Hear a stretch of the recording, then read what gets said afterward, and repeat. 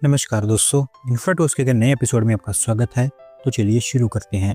पहली खबर की शुरुआत करते हैं उत्तर प्रदेश से, जहां पर दोस्तों यूपी सरकार स्टेट के अंदर एक नया फिनटेक पार्क तैयार करने जा रही है और इसके लिए यमुना एक्सप्रेसवे के अलोंग सेक्टर 11 को शॉर्टलिस्ट किया गया है। तो दोस्तों ये फिनटेक पार्क फैला होगा 250 एकड़ के एरिया में और काफ़ी पास में ही लोकेटेड होगा नोएडा एयरपोर्ट की, जहाँ पर IT कंपनीज के साथ साथ fintech, banking, digital payments, insurance, इसके अलावा फिनटेक स्टार्टअप्स को भी यहाँ पर प्रेफरेंस दी जाएगी इन्वेस्टमेंट के लिए। इस टाइप की सभी कंपनीज के लिए ये कॉमन प्लेटफॉर्म होगा। यमुना अथॉरिटी फिलहाल इसको लेकर DPR प्रिपेयर कर रही है और क्योंकि इसकी DPR प्रिपरेशन से पहले उन्होंने गुजरात की गिफ्ट सिटी को भी एग्जामिन किया था, तो उससे भी कुछ इंस्पिरेशन यहाँ पर ली जाएंगी। अगली दोस्त अपडेट दिल्ली से है, जहां पर 2 और कॉमन फैसिलिटी सेंटर्स अप्रूव कर दिए गए हैं दिल्ली सरकार के द्वारा और इनको बनाने के लिए 60 करोड़ रुपीस खर्च किए जाएंगे।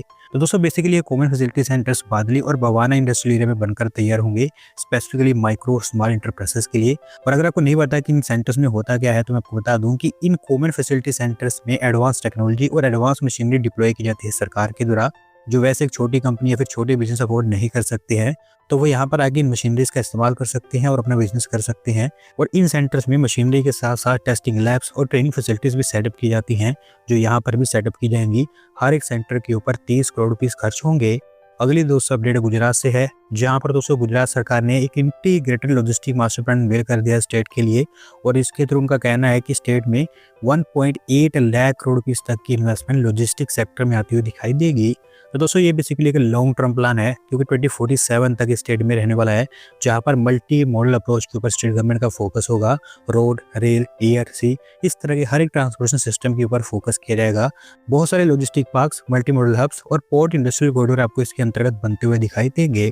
अगली दोस्तों अपडेट आंध्र प्रदेश से है, जहां पर देश का सबसे बड़ा ग्रीन अमोनिया प्लांट सेटअप किया जाएगा और इसको लेकर आंध्र प्रदेश की CM ने फाउंडेशन रखने का काम कर दिया है। तो दोस्तों ये हमारे देश का पहला मेगा स्केल का ग्रीन अमोनिया प्लांट होगा, जो काकीनाडा के अंदर बनकर तैयार होगा। 495 एकड़ के एरिया में फैला होगा और कम्प्लीटली कार्बन फ्री तरीके से यहाँ पर ग्रीन अमोनिया प्रोड्यूस की जाएगी। जबकि यूजुअली आपने देखा होगा कि फॉसिल फ्यूल से ही ग्रीन अमोनिया प्रोड्यूस की जाती है, यहाँ पर ग्रीन एनर्जी सोर्सेस से प्रोड्यूस होगी।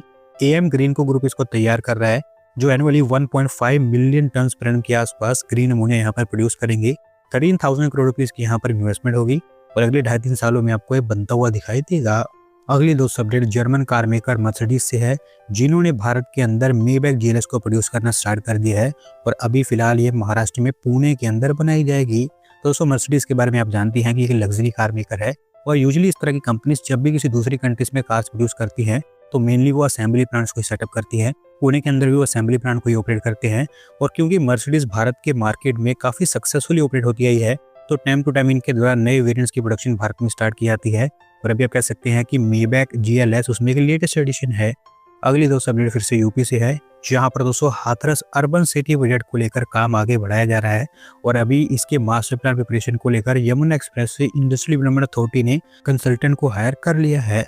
दोस्तों Hathras urban city Yamuna expressway master plan phase 2 का हिस्सा है, जहां पर 4 अर्बन नोड्स तैयार की जा रही हैं। अलीगढ़, मथुरा, आगरा और हाथरस के अंदर आगरा में न्यू आगरा और मथुरा में राया अर्बन सेंटर को लेकर प्लान्स ऑलरेडी अनवेल हो चुके हैं और अभी हाथरस अर्बन सिटी के मास्टर प्लान प्रिपरेशन को लेकर यहाँ पर Telangana based RV engineering consultants को हायर किया गया है। 4000 हेक्टेयर्स के एरिया में अर्बन सेंटर फैला होगा, जहां पर agro and food processing, dairy and beverages, carpet, readymade garments, fabricated metal, machine tools, electrical appliance और छोटे व्हीकल्स की प्रोडक्शन से रिलेटेड फैक्ट्रीज या फिर इंडस्ट्रीज आपको बनती हुई दिखाई देंगी। और एक बार भी इसका पूरा ब्लूप्रिंट तैयार हो जाता है, तो उसके बाद हमें और चीजें क्लियर होती हुई दिखाई देंगी। अगली दोस्तों अपडेट उड़ीसा से है, जहां पर दोस्तों महानदी रिवर के अलोंग एक रिवर फ्रंट तैयार किया जाएगा उड़ीसा सरकार के द्वारा, स्पेसिफिकली कटक सिटी के अंदर और इसके पहले फेज को लेकर 150 करोड़ रुपीस का प्लान अनवेल किया गया है। दोस्तों महानदी रिवर फ्रंट के पहले फेज के अंदर 3.2 किलोमीटर का एक रिवर फ्रंट बनकर तैयार होना है, जो स्पेसिफिकली बनाया जाएगा बाली यात्रा ग्राउंड से ओडिशा मैरीटाइम म्यूजियम तक। वैसे ओवरऑल ऑब्जेक्टिव ये है कि इस पूरे रिवर फ्रंट को एक वाइब्रेंट पब्लिक, कल्चरल और रिक्रिएशनल हब में कन्वर्ट कर दिया जाए, जिसके लिए टोटल 3 फेज में यहाँ पर काम होगा। पहले फेज में 150 करोड़ रुपए का रिवर फ्रंट तैयार होगा, दूसरे फेज में यूटिलिटी इंफ्रास्ट्रक्चर तैयार किया जाएगा, जबकि तीसरे फेज में पब्लिक और टूरिज्म फैसिलिटीज जैसे कि Cuttack Haat, food truck, play grounds, fitness zones, इस तरह की बहुत सारी चीजें आपको यहाँ पर बनती हुई दिखाई देंगी। अगली दोस्तों अपडेट महाराष्ट्र से है, जहाँ पर दोस्तों महाराष्ट्र के CM जो फिलहाल वर्ल्ड इकोनॉमिक फोरम में पार्टिसिपेट कर रहे हैं, वहीं पर उन्होंने थर्ड मुंबई सिटी को अनवेल कर दिया है और से बताया गया है कि इस सिटी के अंदर रायगढ़ पेन ग्रोथ सेंटर तैयार किया जाएगा, जो इसका पहला प्रोजेक्ट होगा।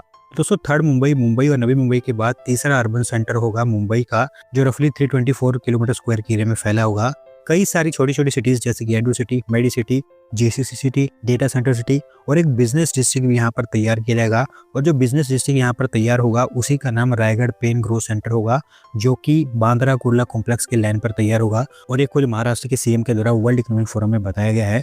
और अभी फिलहाल वर्ल्ड इकोनॉमिक फोरम में महाराष्ट्र सरकार ने जो एमओयू साइन किए हैं उसमें से बहुत सारे ऐसे एमओयूज हैं जो इस थर्ड मुंबई से रिलेटेड है। अगर उनको महाराष्ट्र सरकार मटेरियलाइज कर लेती है तो थर्ड मुंबई काफी तेजी से ग्रो कर सकती है। अगली दोस्त अपडेट हिमाचल प्रदेश से है, जहां पर हेली टैक्सी सर्विसेज इनॉग्रेट कर दी गई हैं स्टेट के सीएम के द्वारा। और इनको शिमला से कुल्लू, किन्नौर और चंडीगढ़ के बीच में ऑपरेट किया जाएगा। दोस्तों ये heli taxi services central government की उड़ान स्कीम का हिस्सा है, जिसके अंतर्गत हिमाचल प्रदेश के कई सारी सिटीज में हेलीपोर्ट जैसा इंफ्रास्ट्रक्चर तैयार किया जा रहा है। फिलहाल heli taxi services Sanjauli heliport से फ्लैग ऑफ की गई है। और क्योंकि हमीरपुर, पालमपुर, कांगड़ा और चंबा जैसे सिटीज में भी हेलीपोर्ट्स तैयार किए जा रहे हैं, जो मार्च अप्रैल के आसपास तैयार हो जाएंगे। तो एक बार जब तैयार हो जाते हैं तो इन सिटीज में भी शिमला से डायरेक्ट हेली टैक्सी सर्विसेज आपको ऑपरेट होती हुई दिखाई देंगी। अगली दोस्त अपडेट हैदराबाद से है, जहां पर दोस्तों French cosmetic gents L'Oréal Hyderabad के अंदर उनका एक नया ग्लोबल कैपेबिलिटी सेंटर सेटअप करेगा। और इसको लेकर उन्होंने तेलंगाना सरकार के साथ में बातचीत स्टार्ट कर दी है। दोस्तों वैसे मैं आपको बता दूं कि लॉरियल पहले ही इसके बारे में अनाउंसमेंट कर चुका है। अभी जस्ट उनके द्वारा कहा गया है कि 2030 तक वो भारत के अंदर 3,500 करोड़ रुपीस की इन्वेस्टमेंट करने वाले हैं, जिसमें ये ग्लोबल कैपेबिलिटी सेंटर पहला प्रोजेक्ट होगा, क्योंकि सबसे पहले यही बनकर तैयार होना है। इनफैक्ट इसी साल के अंदर अंदर इसको तैयार कर देंगे, जिसके चलते 2000 के आसपास जॉब जनरेट हो पाएंगी। ओवरऑल लॉरियल के बिजनेस के लिए ग्लोबल कैपेबिलिटी सेंटर एक ग्लोबल इनोवेशन और टेक्नोलॉजी हब का काम करेगा। आज की दोस्तों आखिरी अपडेट नवी मुंबई से है, जहाँ पर दोस्तों अभी एक और डेटा सेंटर सेटअप किया जा रहा है, क्योंकि L&T वयोमा के द्वारा उनके डेटा सेंटर को लेकर फाउंडेशन रखने का काम कर दिया गया है। तो दोस्तों ये डेटा सेंटर नवी मुंबई की महापे लोकेलिटी में बनकर तैयार होगा, जहां पर पहले से ही बहुत सारे डेटा सेंटर्स ऑपरेशनल है और कई सारे अंडर कंस्ट्रक्शन भी है। L&T वयोमा के द्वारा भी अनाउंस कर रखा है कि वो महापे में 100 मेगावाट का डेटा सेंटर कैंपस सेटअप करेंगे। कई सारी बिल्डिंग्स यहाँ पर बनाई जाएंगी और उसमें से भी पहली बिल्डिंग को लेकर फाउंडेशन रखने का काम कर दिया गया है। ये बेसिकली एक 40 मेगावाट का डेटा सेंटर होगा। और अभी क्योंकि कोई टाइमलाइन नहीं दी गई है, तो देखना ये है कि कब तक इनका ये डेटा सेंटर बनकर तैयार हो पाता है। तो दोस्तों आज की वीडियो में बस इतना ही। अगर आप अपनी तरफ से अपडेट सबमिट करना चाहते हैं तो डिस्क्रिप्शन दिए गए लिंक पर क्लिक करके सबमिट कर सकते हैं। और अगर आज की वीडियो पसंद आई हो तो वीडियो को लाइक करें, चैनल को सब्सक्राइब करें। धन्यवाद वीडियो को देखने के लिए।